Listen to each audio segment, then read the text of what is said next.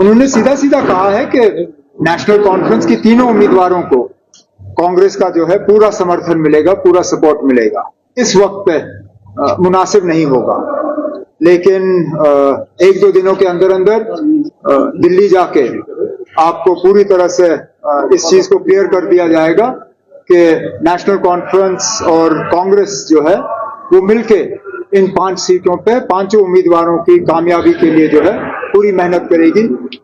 आज आपने देखा होगा आप इस प्रोग्राम में मौजूद नहीं थे, वो इसलिए कि जम्मू प्रोविंस में कांग्रेस के दोनों उम्मीदवारों के लिए वो है कैंपेन कर रहे हैं। कल कटोट में थे, आज कटरा में है, और मेरे भी प्रोग्राम शुरू हो जाएंगे और हमारी भरपूर कोशिश होगी कि दोनों जम्मू और उधमपुर सीटों में कांग्रेस के उम्मीदवारों को हम कामयाब करेंगे। और बिल्कुल इसी तरह कांग्रेस ने भी हमें अश्योर किया है कि जहां जहां कश्मीर की वादी में जितना भी उनका असर रसूख है उसको नेशनल कॉन्फ्रेंस के उम्मीदवारों की कामयाबी के लिए इस्तेमाल किया जाएगा। कल नेशनल अदालत से मिली, इस पर चर्चा करने की क्या जरूरत है? बेल वो तो अदालत ने बार बार कहा है कि bail not jail, bail is the first option, और बेल तो मिलना भी चाहिए।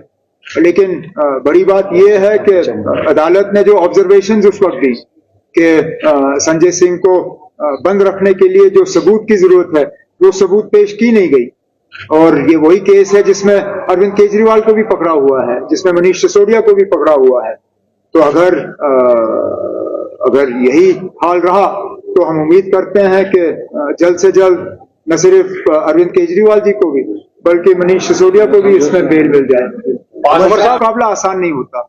कभी कभार तो आपकी कमेंट्री मतलब मीडिया की कमेंट्री में होता है कि अगर स्ट्रेट कॉन्टेस्ट होगा तो नेशनल कॉन्फ्रेंस को नुकसान होगा।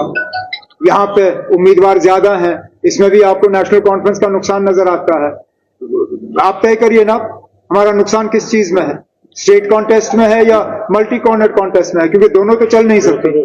या तो इनके लड़ने से साउथ कश्मीर में हमें मुश्किल होगा, या तो फिर सजाद लोन का अकेला हमारे से मुकाबला करना है, उससे हमें परेशानी होगी।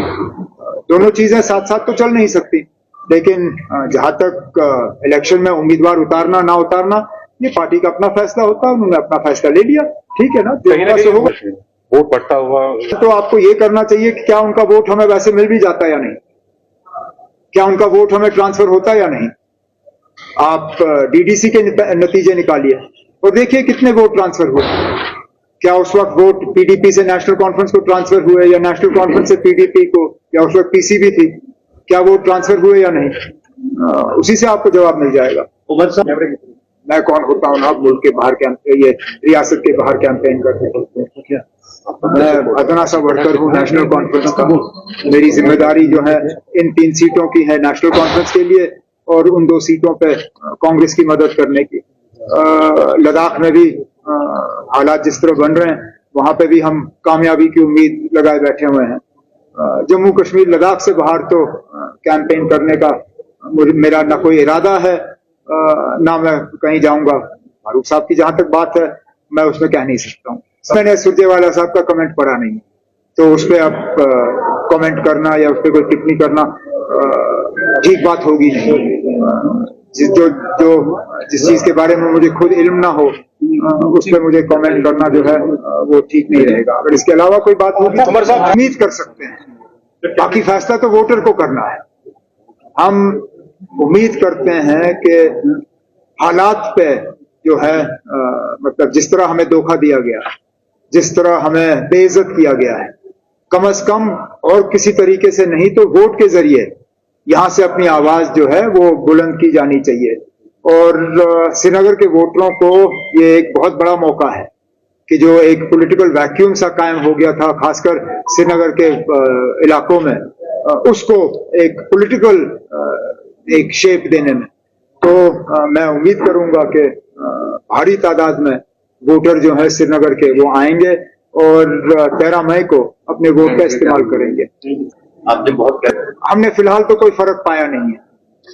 हमें हमारे कैंडिडेट के ऐलान होने के बाद भी हमारे कैंडिडेट को कोई खास सिक्योरिटी मिली नहीं। और मैंने अपनी तकरीर में कहा यहाँ लोगों को नेशनल कॉन्फ्रेंस को गाली देने पे घंटे के अंदर अंदर पीएसओ दिए जाते हैं। हमारे तो कैंडिडेट के ऐलान होने के 2 दिन के बाद भी कैंडिडेट की सिक्योरिटी में कोई तब्दीली नहीं आई, उनकी सिक्योरिटी में कोई तब्दीली नहीं आई। और उल्टा तो हमें ये लग रहा है कि इंतजामिया का इस्तेमाल किया जा रहा है हमें तंग करने के लिए, हमारे प्रोग्राम जो है उन्हें उन पे रुकावट पैदा करने की।